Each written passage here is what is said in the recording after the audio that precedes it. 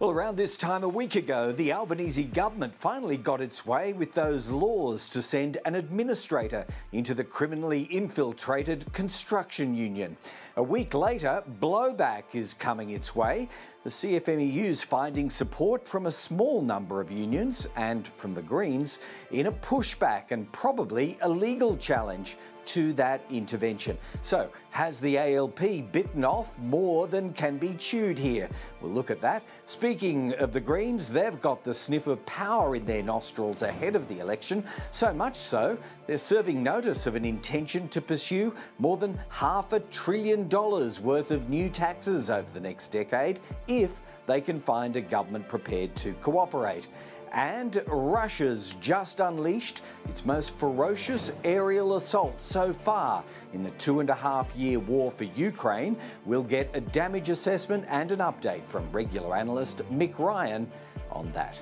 We're live from Canberra, recognising traditional custodians around the capital. I'm Greg Jennett. You're watching Afternoon Briefing.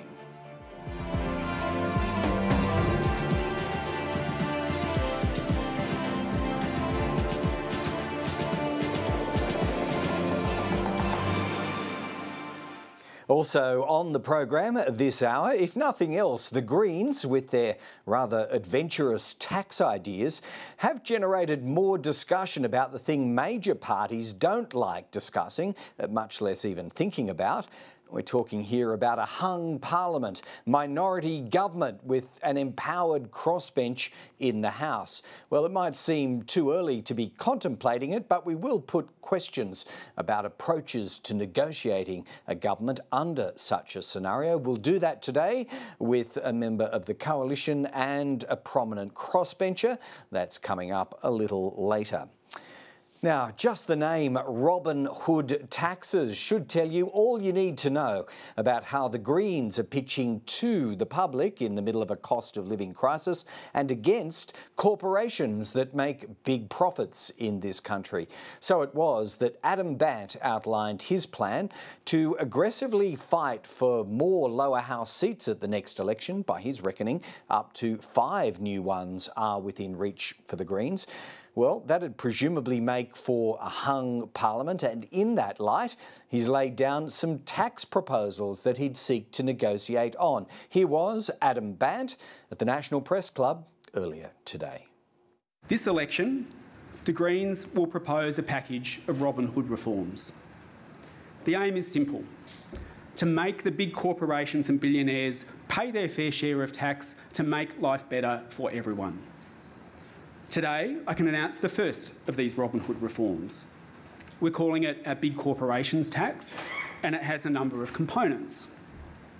The first component is targeted at big corporations who are making excessive profits beyond a normal return to shareholders.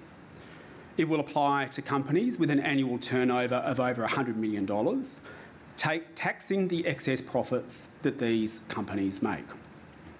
This new big corporations tax would apply to both Australian corporations and multinational corporations operating in Australia. Over the next decade, this component of the tax is expected to raise $296 billion. Yeah, that's only one component of it. Unsurprisingly, business is not on board with any of these ideas, immediately warning if these proposals got up, especially the super profits tax, it'd send business elsewhere. Bran Black from the Business Council of Australia spoke here in Parliament House on it. For a jurisdiction like Western Australia, if you were to have these types of policies, companies would be seriously questioning whether or not they should be having operations in Western Australia at all. Indeed, they'd be looking at whether or not they should have their operations in Australia at all. The challenge is other countries have seen that it's important to have a competitive company tax rate. Most companies in the OECD have a company tax rate of around 25%. We know that when the United States reduced its company tax rate in 2017 from 39% to the existing 21%, we became a net exporter of capital. And we've now been a net exporter of capital for the last 5 years, for the first time since 1912. That's not a statistic of which we should be proud. And so what I would say is that for any jurisdiction, we should be running a million miles from these propositions. They do not help us, they set us backwards, and they ultimately mean our future is less secure for our kids and their kids. OK, well, shortly before the Greens leader addressed the National Press Club, the July monthly inflation figures had come out from the Australian Bureau of Statistics. The rate is coming down, but it's also got quite a way to go. Let's get some analysis on that and the tax proposals lobbed out today by the Greens. To do that, economist Angela Jackson joins us once again. Angela's live from Melbourne. Welcome back to Afternoon Briefing. Angela, as always, good to have you with us. Why don't we start out then on inflation at 3.5%, the annual rate in July. It is coming down, but at a very gradual gradient, isn't it? Too slowly for the RBA, do you think, Angela, or consistent with their let's sit and wait approach? Look, I think it is probably consistent with where the RBA thinks it's going to come down, and it is slower. We obviously saw it come off those big peaks at around 8% and almost halve in around a year, and now it is taking a lot longer to get that final 1% back towards their 2 to 3% range. But it is good news today. There's no doubt about that. We saw prices flat across the month and down to 3.5%. This is good news, I think, for mortgage holders, and it's good news for the economy. We want to see it continue to come down and pressure off households, obviously, and hopefully the Reserve Bank in a position early next year to think about starting to cut rates. All right, so that's the big picture. Why don't we break down into the composition of it, Angela? So bill relief for energy, or electricity more precisely, appears to have been working in July, but I think as the ABS points out, rebates only really kicked in Queensland and Western Australia. Other states come through in August. So would we need to see, or do you expect to see, bigger reductions in energy bills kicking in next month? Yeah, indeed. So we'll see more of that starting to flow through, but it has started, which is good news. And look, it is just a headline figure, and we do need to be careful because obviously what the Reserve Bank's trying to do here is to equalise demand and supply in the economy. And so while these energy rebates take, that pressure off in terms of that headline figure, they're not necessarily doing that in terms of demand and supply. It's still important though. The CPI figure flows through in terms of a number of contracts through the economy. So seeing that headline figure come down helps in terms of bringing inflation down further, and it also helps in terms of expectations. But we'd expect to see more of the same next month, which again will be good news for those of us who are benefiting from these rebates, but also good news in terms of that inflation figure. Yeah, so that was a reduction as its contribution through energy, and I guess in some senses that offset the increases which were pronounced in fruit, vegetable, bread and cereal, non-alcoholic drinks. Is there anything there that stands out as unusual, or is that just in line with where we've been? Yeah, look, it is in line with where we've been. I think the ongoing concern for me really is probably the housing costs, and those rental costs remain pretty strong. So at 6.9% annual, we're really not seeing those annual rent increases come down, and that goes to the tightness in the housing market more broadly. That's a concern because of its impact on CPI, obviously, but it's also a concern because for households it's such a big part of their budgets. And so when you have such a big part and a part that they can't avoid going up at a rate well above the rate of wages growth, that means more pressure on households. It's also an issue just in terms of, can we bring down this inflation figure when we have rents and housing costs growing at such a strong pace? So international comparisons aren't particularly helpful in this environment, Angela, but you will have heard them pointed out by some in the debate, at least the political debate. Is there an explanation why Australia lags, well, New Zealand, across the ditch, the US and other major economies in this fight against inflation? Look, it is a little bit of a timing issue. So obviously this is a sort of a post-pandemic, if you like, experience we've had in terms of inflation that's been caused by a number of supply-side factors coming out of the pandemic, also obviously the war in Ukraine. And then we had that big increase in demand as well. Australia did, generally speaking, open up a little bit later than globally, and inflation hit a little bit later than globally, certainly in the US. So there is that timing element. I think we're also seeing, though, the pressures from that higher population growth and from on the housing market, which are quite peculiar to the Australian situation. We've done a pretty good job in this country of making some pretty poor housing policy choices over the last generation, which mean that we have a severe shortage of houses at the moment across the board. That is putting pressure on housing rents and it's also putting pressure in terms of the cost of building housing because there's so much demand out there in terms of new stock as well. I reckon I can almost hear thousands of Australian households saying too right to that at the moment, Angela Jackson. Look, can we move on from inflation to tax policy, I suppose? And I'll preface our conversation with saying some of the ideas laid on the table by the Greens today probably have a lot of ambit in them, and the giveaway is the word big in its title. All new taxes seem to come with the word big in their proposals these days. A super profits tax on larger firms charged out at 40%, raising, they say, $300 billion over a decade. It might be popular, but what would the knock-on effects of a policy like that be? So you're probably going to be surprised by this, and maybe your listeners. Economists don't mind a super profit tax. The extent to which it is on abnormal profits, so profits above the level of return that companies need to invest, it's actually not that distortionary. It can be quite an efficient form of taxation. The issue with it is really in how it's implemented. So it's difficult to maybe set what that rate should be when it should kick in. It changes across industries, for example, and it's also important that it's quite stable in terms of politically, because you don't want to create, if you like, that risk and that additional risk across the economy.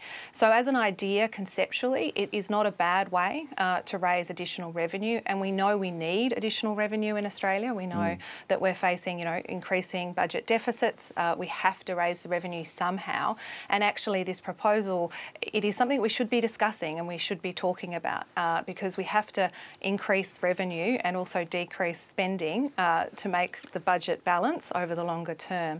And a tax like this could actually be quite an efficient way of doing it. Okay, so we don't actually have a trigger for where such a tax would kick in. We do have the word excessive profits from the Greens. As you cast your eye over reported profits in, let's say, banking sector, food and grocery sector, are either of those currently candidates for such a tax, would you think? Look, normally we think about it in terms of mining, and certainly we have some arrangements in place already in that sector. Certainly the banking sector is one area in Australia where, by design, in effect, because we've, set up a system where we have limited competition, so we have more stability in our financial sector. Banks tend to earn above normal profits, so that is one area where we could think about lifting the tax take in that space without too much economic damage. And that's really, the issue is, of course, every time you do go and raise revenue, there is a risk that you're going to reduce economic activity. And the good thing about these taxes, if they're properly designed, is they don't do that. The question really is about the design and making sure that you get those thresholds right across different industries. All right, bit of food for thought there from you, Angela Jackson. We always appreciate your analysis. Thanks again. We'll catch up soon. Thanks, Greg.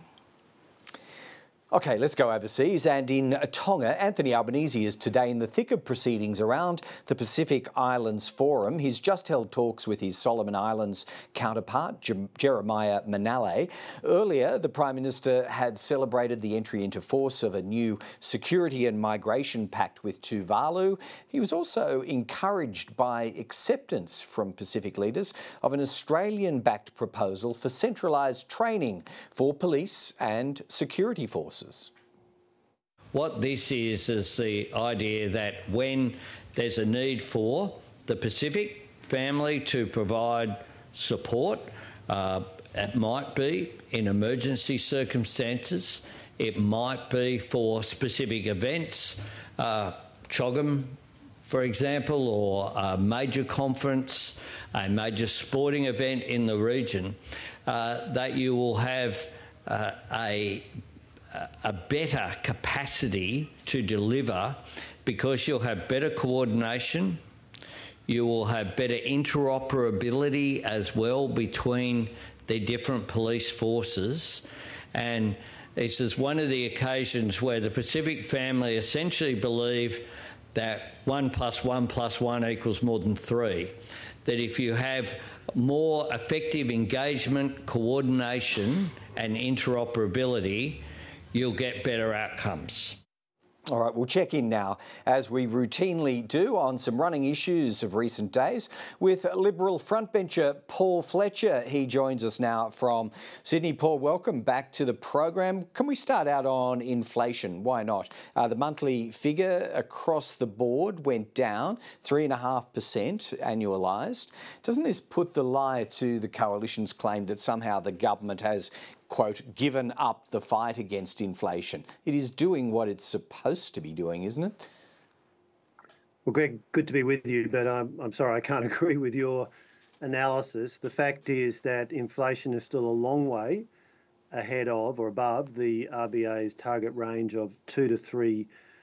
The trim mean, which is the measure the RBA looks at quite carefully, is still at 3.8, gone from 4.1 to 3.8. And we know also in these figures, there's Jim Chalmers' accounting trickery where he's paid a rebate on energy bills. Now, that's an on-budget subsidy. Every taxpayer is paying for it. And the reason that Labor's had to do that is because the promise they took to the last election of a $275 reduction in energy bills hasn't been achieved. In fact, bills are up by about $1,000. So in a fairly desperate attempt to try and contain some of the damage, they've announced this on-budget subsidy. Now, that is a factor in these numbers. Of course, the Reserve Bank will look through those because that's just an accounting trick, and it's not going to fool the Reserve Bank in terms of the real nature of the continuing, persistent, sticky inflation that we have in Australia. And the reason it's persistent, the reason it's sticky, is because Mr. Chalmers is spending money very aggressively, $316 billion of spending since Labor came to government, additional spending. What that means is that fiscal policy is expansionary.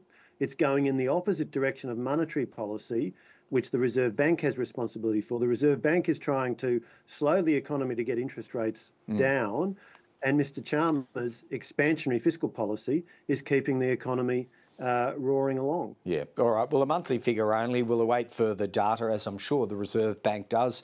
Paul Fletcher, can I take you now to the Greens' Adam Bandt and his big tax agenda? I'm pretty sure, I think I'm sure, where the Liberals would stand on that. But many of his offerings today really are predicated on what he calls power sharing. So can you clear up for us minority government scenarios and how the Coalition would approach that? Peter Dutton has said the Greens Teals we will not enter into government with. What does that mean? Just explain that out. Well, I think that's pretty clear because we well remember, and Australians will well remember, the disaster of the last minority government in which the Greens were a part. 2010 to 2013, the Rudd-Gillard-Rudd government, with the Greens having the whip hand when it came to all kinds of economic policy issues. And the idea of a party as extreme and left-wing as the Greens, having a major say over economic policy in Australia, not to mention national security policy, is frankly horrifying. What we've just seen them announce today, this kindergarten-style economics, is deeply troubling. The fact is there's a global competition to attract capital. We want to attract capital. We want businesses and investors to look at Australia as a good place to invest. And we know when investment occurs, that generates jobs, it generates opportunity, it generates prosperity for Australians. Okay. But these kind of excessive taxes that Mr. Bandt is talking about will send a very clear signal to international investors: do not put your capital in Australia. Okay, so if the seat count was tight but below 76 in the next parliament, you're saying the Coalition would not seek even basic undertakings like confidence or supply from the Greens, or perhaps more importantly, the Teals. You're ruling that out, are you? Well, I think Peter Dutton, our leader, has been pretty clear on what the Liberal Party's position is. So I don't think there's much I can usefully add to what Peter has said. He's been very clear about it. Yeah. And again, we have seen the disastrous consequences for Australia of a minority government with the Greens having the whip hand. 2010 to 2013, the Rudd-Gillard-Rudd government. We have no desire to see that kind of disaster repeated in Australia today. So if you got to 74 and we imagined that two people who were sitting on the crossbench were returned, Bob Katter and Andrew Gee, that's your ticket to minority government, is it, those two gentlemen? Well, look, again, I think Peter Dutton's been very clear on the principles that would apply should the kind of numbers eventuate as you were talking about. But can I make the point? We're contesting the next election to win it. Our proposition to Australians is that we can offer the stable, secure government that the Liberals and Nationals are renowned for. We are a party of government. We've got that capacity, and we are campaigning very vigorously on the importance of getting cost of living under control, on the importance of strong border protection, on the importance of capable management of our national defence and national security challenges. These are all the things where we have a proven track record as parties of government. Sure. So our proposition to Australians is now is not the time to take the risk on a minority government. All right. Somehow I think you'll be asked many more questions along those lines in the months ahead, Paul Fletcher. Quantum, let's go to that. We've talked about it before. You've received a letter back from the Auditor-General in response to your request for an investigation. You got what I think might be described as a non-committal indication that the auditor might look at all manner of investment funds the government's been running. Doesn't look like an enthusiastic embrace by the auditor, does it? Quantum, as you know, is an American company which has received a commitment of almost $1 billion of Australian and Queensland taxpayers' money. This issue raises a lot of concerns. There was a very poor process in getting to that decision, and it's very unclear why the government has decided to splash so much money on one company using one particular technology path. And it's also very unclear what Australian taxpayers will get for it. That's why I wrote to the Auditor-General. The Auditor-General has written back to say that she is considering investigating the various investment vehicles that the Labor Party is using, including Quantum. And that is very consistent with the concerns the Coalition has been raising, whether it's Quantum, whether it's the so-called National Reconstruction Fund, which has chewed up millions of dollars in expenses for staff, but hasn't managed to get $1 out the door of this much talked about $15 billion, whether it's the so-called Future Made in Australia. There's been a troubling lack of governance, lack of discipline, an appetite to splash money around, and no rigour in what taxpayers are going to get for it. And Quantum is absolutely consistent with that. And that is why I think what the Auditor-General has proposed to do would certainly be a sensible way forward. There is a need for a very close look at the approach Labor is taking to these various vehicles it's using and what it dignifies as industry policy. All right, we'll await further developments on that through you or from the Auditor-General, I think. Paul Fletcher, we'll wrap it up there, thanking you as always. Thanks, Greg. Okay, now we've already spoken today about those Greens tax proposals worth more than $500 billion when you put them all together over 10 years. On another front, their Brisbane-based MP Max Chandler-Mather appeared at one of the CFMEU rallies held nationally yesterday. He was broadly backing the union against the appointment of an administrator. Chandler-Mather has his leader's support, but the government reckons he never should have gone anywhere near that stage in Brisbane. That's a matter for Adam Bandt ultimately to determine whether or not members of his party room are dealing with this very serious issue in a manner that's befitting a Member of Parliament. I mean, these are very serious issues for a core part of our economy, a really important part of our economy.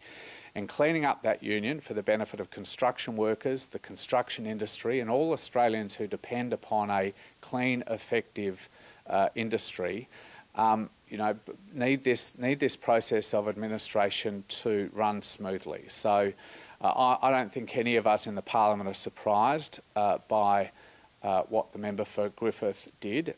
He is a grandstander. He loves getting on a stage. But it was very unwise. It was very irresponsible. Ultimately, whether there are any sanctions for him doing that are a matter for Adam Bandt. We're going to introduce our political panel now, and joining us, Liberal MP and member for Casey in Melbourne, Aaron Violi is back. Welcome, Aaron, together with Independent MP for Wentworth, Allegra Spender. Welcome to you too, Allegra. A bit of a mix and match combo here today. Let's roll the dice and see how it goes. Allegra, why don't we go to you first of all, just on that question of ALP links to the union movement, the Greens, Max Chandler-Mather. Mather attending that CFMEU rally with, I won't describe all the signage there, but some of it would be offensive to at least some members of the Australian public. Was Chandler Mather wrong to associate himself with that gathering? Look, I think he was, and frankly, there would be members of my community who would be deeply offended, frankly, by some of the signs that were on display there and were absolutely unacceptable. But to the point is that, the CFMEU has been exposed as having corruption, as having standover tactics, of behaving in ways that have no place frankly, in our country and in any workplace in this country, and we should be standing up, I think, collectively as a parliament against that sort of behaviour and making sure, that we are dealing with it strongly, both in the short term in terms of, the administrator of the CFMEU, but also in the long term so that we can fix the construction industry for good. Because frankly, there have been, I think, 4 royal commissions, 11,000 pages written on this stuff, and we still have these issues in the construction sector. So I don't believe Max Chandler Mather should have done that. And I think, I really don't understand the Greens' position on this, because it's just out of step, with the big, challenges I think we're facing in the construction industry. Yeah, Aaron, you can reflect on Max Chandler Mather, and I suppose the associated question is, you would have no beef with the government on this, would you, having supported the administrator being put in? Yeah, I agree with Allegra in terms of, very disappointing for Max to be at that rally with those signs, and that's ultimately a question for himself and Adam Bandt, and it's becoming, to be honest, a trend with the Greens and with Max in particular, and that's something he'll have to reflect on. I've addressed that a few times with some of his behaviour in Parliament and some of the comments that he's made at different times. He'll have to reflect and address that. But as Allegra said, everyone knows, and I'm Victorian, the CFMEU, their behaviour has been unacceptable for years. We've seen those reports of organised crime infiltration. Are the Greens now in partnership with organised crime and bikies? That's a question again for Adam Bandt and Max Chandler Mather. But we know the flow and effect, the irony of the Greens talking about housing and renters. The CFMEU tax, which we pay in Victoria and across the country, drives private housing up, drives pricing for renters up. We know that. And so there's lots of questions on why they're standing and supporting the CFMEU. And we worked constructively with the government, over 20 amendments to tighten up that legislation. It wasn't where it needed to be at the start. We made improvements. We think there's more to do. Again, a body like the ABCC, while not perfect, and nobody ever is a great opportunity to put more pressure and put long-term reform into the construction industry, because we saw it with the BLF 30, 40 years ago. We're seeing it today with the CFMEU. It can't be acceptable for this kind of behaviour to be supported by any parliamentarian, because it's everyday Australians that pay the price. Yeah, I wonder what sort of blowback. Yeah, go ahead, Allegra. Look, I just wanted to raise this, particularly with you, Aaron, on this, is because, I supported the ABCC, but I think the point that you made that it wasn't perfect is rightly made, because frankly, I know that the coalition was in government for, 10 years, and we still had problems in the construction industry. And some of the problems that we're seeing now were actually during that time. I've got, friends in the construction industry who talk to me personally, but say, look, you can never mention my name on this, because, the CFMEU, they can destroy my business. And, and what the major parties have delivered on this over the last 20 years just hasn't worked. We've had all these royal commissions, but it hasn't delivered it. And so this is where I'm sort of really, I think, imploring, the major parties and across the parliament to come together constructively on this, to sort of let go of the sort of the tit for tat game that goes on too much, I think, on these topics, and say, okay, how can we fix this once and for all in a way that is going to work,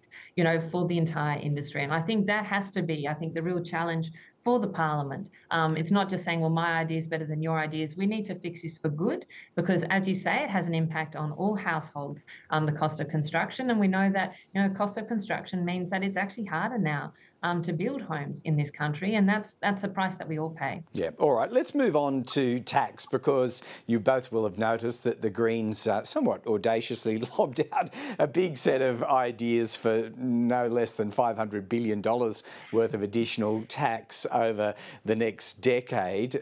For you, Aaron, on this, it's obviously a bit of a negotiating tactic, putting some markers down for a potential hung parliament. But listening to Paul Fletcher before you joined us, Aaron Violi, it doesn't sound like you'd be up for even the conversation. Is that right?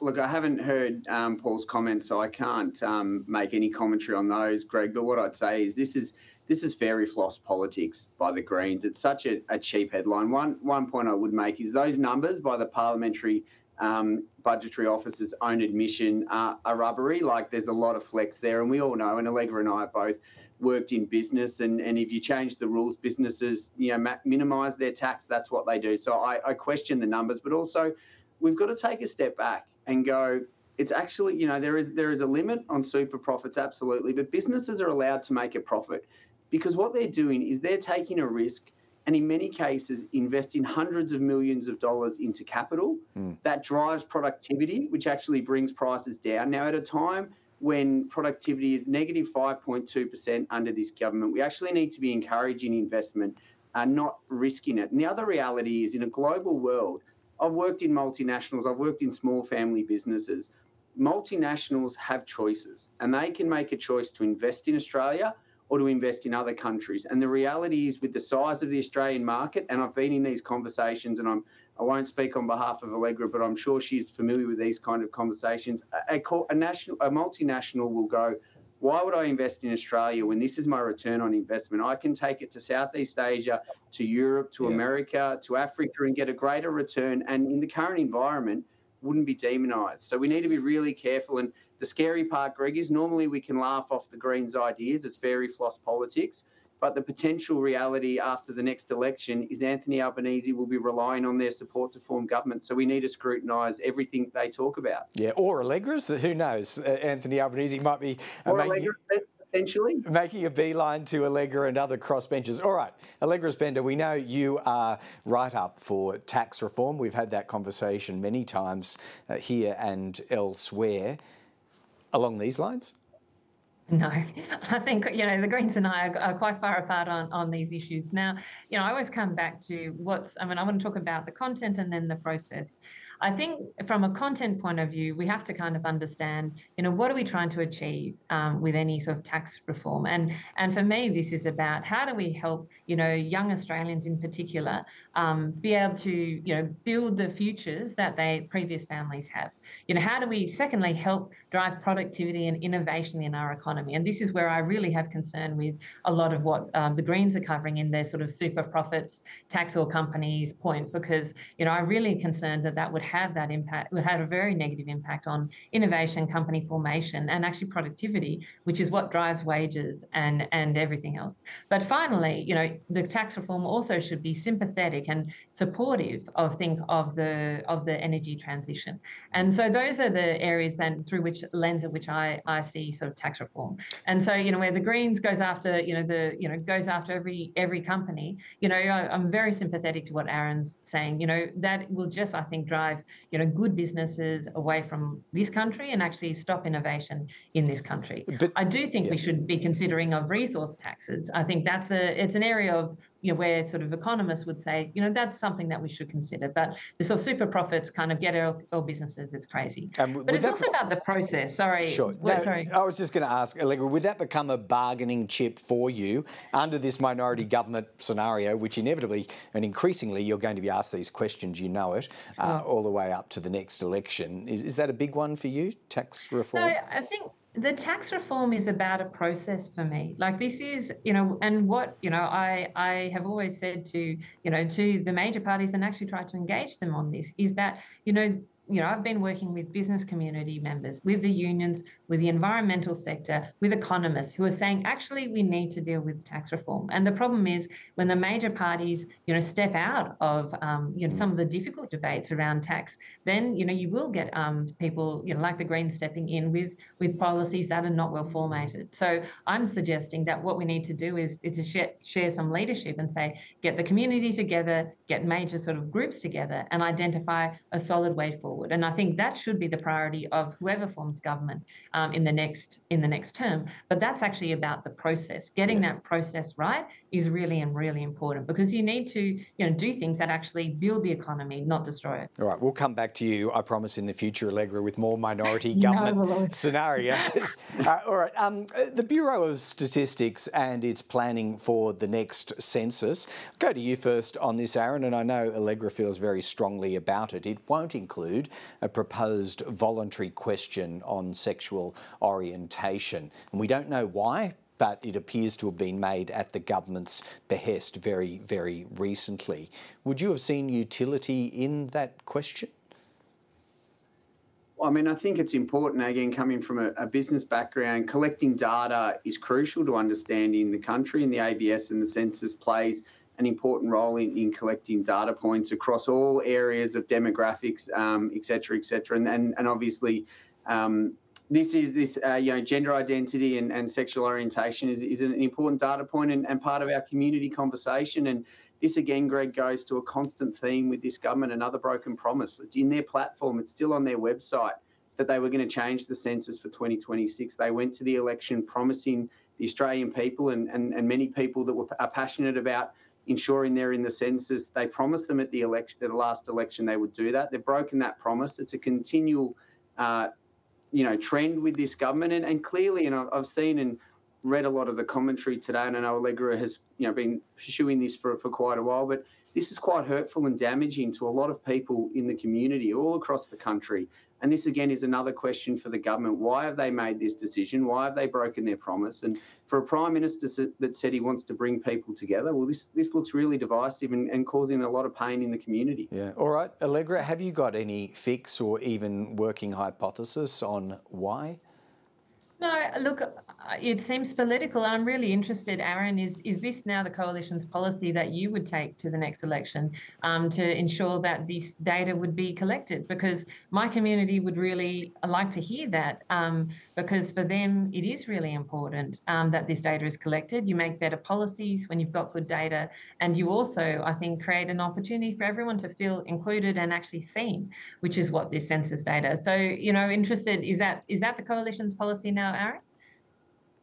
Well, Allegra, as a first-term backbencher, I don't make the policy for the Liberal Party. I mean, this is something that's come up today, and I'm not going to walk away from having conversations internally. We haven't had discussions in our party room about the census. It's something we will continue to discuss. My understanding, I'm not an expert in this, but for a 2026 census, the questions and all those processes have to actually be done now. It's not something that you could take to an election. It's actually a decision of government and the current government giving the timelines they need. Now, that's my understanding. I'm happy to be corrected on that one. But as I said, my position is that the more data we collect while protecting people's privacy as a general comment and as a general first principle is crucial. All right. Well, your position is pretty clear. Aaron Violi, thank you for making it. And Allegra Spender, at any time, I welcome you to lead the questioning on these panels. Makes my job a little easier too. So, thanks so much. I'm not myself, Greg. Allegra, we'll wrap it up there. Allegra Spender, thank you. Aaron Violi, thanks for coming back on both. Thanks, Greg. Thanks, Allegra. Thanks, you. Thanks, Aaron. Thanks, Greg. Okay, so over the last 48 hours or so, Ukraine's been pounded as never before by aerial fire from Russia. Not all of the missiles or drones got through, but the assault did take its toll. We picked up there with our regular analyst, retired Australian Army General Mick Ryan. Mick, good to have you back with us for another week. Now, let's go to the Russia-Ukraine situation. The long-anticipated and, I suppose, concerted Russian counterattack on Ukraine in response to the Kursk region invasion. When it finally came, Mick, it came in full force this week, didn't it, with more than 200 missiles and drones fired. Put this aerial assault into some context for us, if you could. How widely were they sprayed? How many got through? Yeah, g'day, Greg. I mean, this was a very significant attack, probably the largest of the war so far. It was a combination of over 100 Shahed drones and as well as over 100 missiles and ballistic missiles. Largely, they targeted civil infrastructure, including a dam that sits above the capital of Kiev, and I don't think there was any threat to the dam, but if it was to break, it would be a very significant catastrophe. But largely the Russian missiles were destroyed in flight, but some got through, damaging power infrastructure as well as civil infrastructure. And the electricity grid has been relentlessly targeted through the summer. I think we've discussed that before, Mick. What is the state of it as, you know, Ukraine starts to edge towards cooler temperatures in the months ahead? Well, Ukraine has made every effort to replace generation and transmission capability. It's really going to struggle this winter to provide heating to all of its people through the worst of the winter. There's almost certain to be blackouts and power outages throughout the winter. And given the kind of winters they have in Ukraine are far, far colder than what we have in Australia, this will cause some considerable suffering by the Ukrainian people. Now, I noticed after that aerial assault, President Volodymyr Zelensky was, not for the first time, begging international allies to allow long-range strikes into Russian territory. His agitation over this seems to be increasing by the week, if not by the month. Do you see any movement on that front? Do you think they'll agree? Well, not at the moment. In fact, we're starting to see the kind of silly excuses from the US that we saw out of Germany for not providing tanks. You know, the aircraft have already moved. Well, they wouldn't have moved if the Ukrainians had been able to use the missile months ago. You know, the Ukrainians know exactly where these attacks are originating from. These are valid military targets. There's no reason for them not to be targeted by the Ukrainians with Western weapons. All right, let's go over the border and track Ukrainian progress in the Kursk region. Where is that up to? It seems like territorial gains have slowed, but how dug in are the Ukrainian forces in the parts that they presently control, Mick? Yeah, I mean, like most of these offensives, they reach a point where you can only go so far because of logistics and tiredness and these kind of things. The Russians have deployed probably about 30,000 troops to stem the flow of Ukrainian troops across the border and along the border as they make this salient larger. The Ukrainians will be in the process of looking at what the most defensible terrain for them to dig in on is. So they will be starting to build defences, but I doubt they'll be holding the entire 1,300 kilometres. They'll just pick the ground that's easiest to hold and best to attrit Russian forces when they attack. Yeah, 30,000 is an enormous additional force to flood into the area by the Russians. Look, the Ukrainians are also amassing a considerably large tally of Russian POWs. I think somewhere in excess of 400, perhaps 500. What happens to them, Mick? How quickly would you think trades might be made there? Well, they won't be made straight away. They'll be processed in accordance with the international regulations on treatment of prisoners of war. It's the Ukrainians' practice, and it's been validated by the International Red Cross and others. So they'll go into holding facilities for an indeterminate time, weeks or months, until another prisoner exchange can be arranged. There was one in the last week. I expect that there'll be more in the coming months. Yeah, it is a large number that's being racked up there by the Ukrainians. Why don't we go closer to home now, Mick? And US Air Force stealth B-2 bombers from Missouri recently moved into Amberley, not that far from where you are. These are strategic bombers capable of carrying nuclear weapons. What's the plan with them? Will they, through these rotations, maintain a near constant presence in Queensland or the north? Well, it's hard to tell how long they'll be staying. Defence hasn't really made that clear.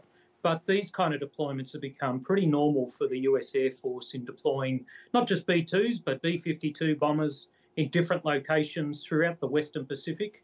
B-52s used to be a standard feature in Darwin at one point in time. So we're hardly a stranger to US Air Force bomber deployments, but this offers a great training opportunity for the Australian Air Force with its American counterparts. Yeah, and I saw some work prepared by a think tank around the B-52 bomber presence at Tyndall in the Northern Territory, going to the age-old question of should Australian governments know or should they say whether these aircraft are carrying nuclear weapons. I know it's a big question to ask here, Mick, but your view on that protocol? Well, it's probably not the kind of thing that you'll have open discussions on between the US and Australian government, but I think certainly behind the scenes, the Australian government and the American government probably need to have some kind of agreement about Australian knowledge about nuclear weapons being deployed on or from Australian soil. I think that would have to be a critical discussion for them to have. Why now? Simply because of the higher presence of American assets that will come? Well, I think so. When you're seeing probably a higher rotation of American ships through our ports. So I think it's just good practice between allies that even if it's not open knowledge, but at least telling governments that these kind of weapons are deployed on our soil or from our soil. Yeah, it's odd watching a bit of intellectual momentum building in this country around that point by thought leaders in this area. You're among them, Mick. We might return to that with you and others in future weeks, but we'll wrap it up there. Thanking you once again. Thanks, Greg.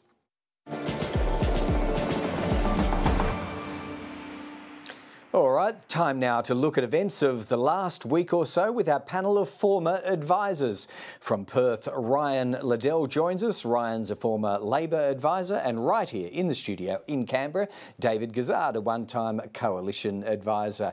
Welcome, David. This seems like a natural one to go to you first on Ryan Liddell. Labor's dance with the unions. There are some fractures there after the CFMEU was placed into administration. I think we saw elements of that on the streets in Brisbane, Melbourne, Canberra and Sydney yesterday. The intent to push back and fight this by the CFMEU, maybe the MUA, possibly the Electrical Trades Union seems pretty strong right now. Has Labor bitten off more than it can chew here?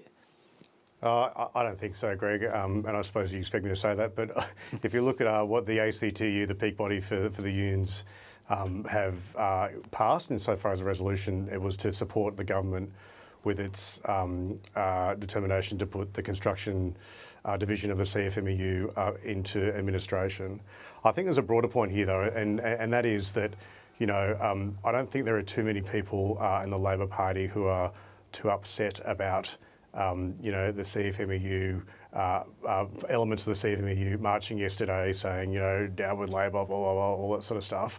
I think if you look at some of the things that have been aired on the ABC and other sort of mainstream media outlets, like suspected of criminality, etc., there was a decision for the government to make whether they sort of rode with that all the way to the election, or they sort of pulled the ripcord and separated there. And I think that time will tell. Time will say that that was the correct decision. All right. Well, Ryan seems pretty relaxed about it. David, what capacity do you think that renegade members of the CFMEU or those other like-minded unions, what capacity might they have to cause Labor some grief? Well, who knew, hey? The millions of dollars they'd churned into the Labor Party over all those years, they thought it would actually buy them something. And I guess it did for the last 10 years because they've donated to the Labor Party, and even as early as the start of this term, the Labor Party tore down the ABCC, the Corruption Commission, designed to investigate and hold the CFMEU accountable. So that went. That was one of the first acts of this Labor administration. So whether or not this causes them long-term damage, Labor's found itself now in the classic pincher movement where it is fighting on both sides. It's fighting business and it's fighting its union base on the other side, and of course the Greens, who are siding with the CFMEU. So they're kind of caught in the middle now, and it's only been because the acts of the CFMEU were so egregious that it could no longer sort of stay the course. Yeah. So you couldn't dispute that, could you, Ryan, that there is a bit of a pincer here, and since David mentions the Greens, they are being at least opportunistic on this, aren't they? Sidling up, or at least in the case of Max Chandler-Mather, sidling up to the CFMEU bits. Oh, I reckon that was shameful yesterday, Greg, to be honest, seeing Max standing up there at the rally in Brisbane after everything that had been aired, those very extremely serious allegations aired through the media. He willingly decided to stand side by side with elements of that particular union, and I think that reflects extremely poorly on him and the Greens political party. All right, why don't we go further on the Greens with this tax proposal? I'll start with you again, Ryan, on this $514 billion over a decade. I know there's a lot of ambit in that, and it's about positioning for the election, if not for minority government status afterwards. But might Labor have to find itself at least talking to Adam Band about these ideas at some point in the future? I mean, you think about all the economists and all the politicians in the History Federation, suddenly Adam Band today came up with this idea that we can tax corporations and pay for everything. Like, it's just, they're dialing themselves out of credibility, economic credibility when it comes to policies like this.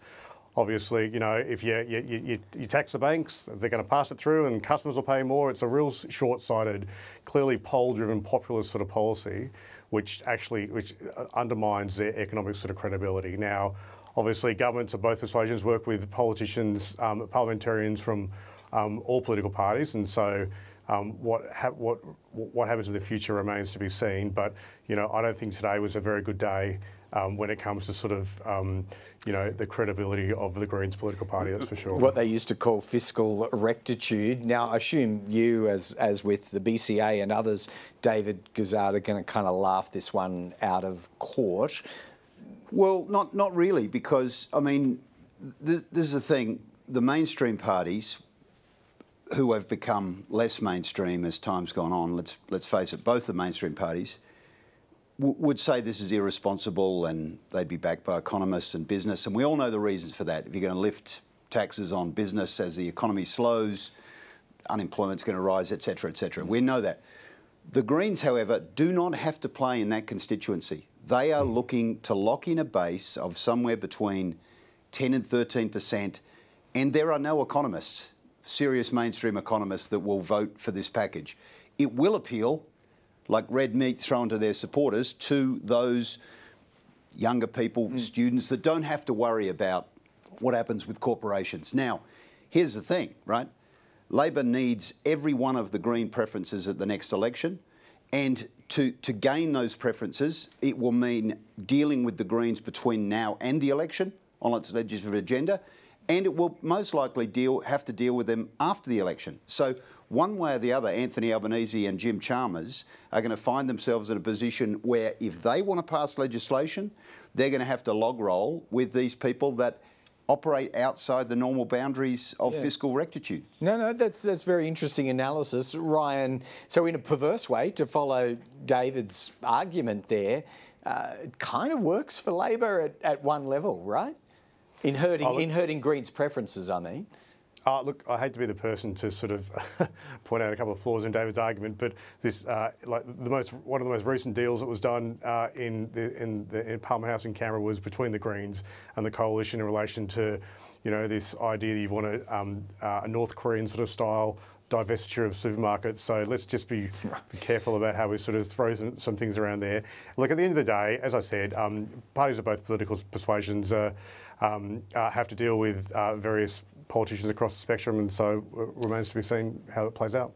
All right, I'm full of questions in the future about minority government scenarios. You can get very, very inventive about those, and I promise I will. But why don't we finish up today, David, to you first of all on this. We had Jim Chalmers sort of taking off the Treasurer cape this week and personally turning up the heat on Peter Dutton, the most dangerous and divisive leader in modern history. Okay, could be dismissed as political rhetoric, but again, putting your serious analysis glasses over that, Do you understand why? Well, yeah, I do. I mean, I just kind of laugh because, you know, the two words they won't say are Mark and Latham. You know, a politician that they wanted to become Prime Minister and now can't hang his photograph in the caucus room. So there's that in recent history. But Peter Dutton is sort of living rent-free in Anthony Albanese's head at the moment. And why are we having a debate about divisiveness over a policy area that has been on full display since really 2001 with the Tampa? Right. And every step along the way, John Howard was painted as dog whistling and divisive, and same with Scott Morrison on boat turnbacks and so on, until they adopted exactly the same policies. Now, on this one, why are we having a debate? Well, Peter Dutton doesn't agree with just the unfettered access of Palestinian refugees to Australia that was done in darkness without telling Parliament. So it's a difference of policy opinion, which, by the way, is backed by more than 50% of Australians, Dutton's position. So what do? We attack the man. Like, Parliament runs on difference of opinion and policy. That's what people elect you for. The fact that Dutton is standing up for this doesn't mean he's a divisive guy. He's a leader when it comes to sovereign borders and protecting borders and security. All right, Ryan, so according to David, it's policy-based reaction by the government, is it, rather than just personal invective? How do you make sense of why Jim Chalmers, and Jim Chalmers in particular, decided to go there this week? Oh, I think there are a couple of reasons there, Greg. Before I get to that, I think it's important to point out this isn't one specific policy area. I know David talked about visas for people fleeing war-torn Gaza. It's across a range of portfolios, energy, supermarket, like a whole range of sort of portfolios. And I think that there's a frustration within. I say there's a frustration within the government that it's seen that the opposition leader, the alternative, the leader of the alternative government, 9 months away from an election, doesn't get the same sort of scrutiny that elements of the government do. And I guess that there's part of that is the nature of being in opposition. But if this bloke's serious, if he's serious about putting his hand up, then he has to actually be accountable for some of the things, some of the crazy harebrained ideas he has. I know from talking to some people in the business community, things on nuclear, supermarkets and all that, there is a real reluctance to sort of go out there and criticise, which I think some of it's just so crazy that they don't have to. But so you think they've been a bit too reticent to Labor's own cost, do you? No, what I think it's about is it is about trying to refocus some attention onto Dutton and the Liberal Party and the sort of the populist sort of policies that they're sort of putting up heading into the election. And I think that'll actually, the investment now is a smart strategy because it'll remind journalists in particular in the press gallery, as well as the community, that this is a guy who wants to be the Prime Minister of the country. He has to be accountable for what he puts up, and a bit more scrutiny on things won't put anybody in a bad place. Well, we're certainly entering that zone, and we see it cyclically through our 3-year terms, where that's exactly the phase we enter, isn't it, with about 6 to 8 months to go, full scrutiny on what the opposition has to offer or might be trying to hide through a small target strategy. Not sure that fully applies to Peter Dutton, not where nuclear is concerned, but we'll come to that in later conversations. Ryan Liddell, David Gazard, thanks so much for joining us once again. All right, we are about to wrap up the program this Wednesday. Further news coming on the Prime Minister's visit to Tonga. Not quite sure what tomorrow brings for us, but we'll be back with you at the regular time for our normal national affairs news and analysis. More coming up in just a moment with the ABC News Channel team from Sydney, but we'll wrap it up there and look out to see you again tomorrow.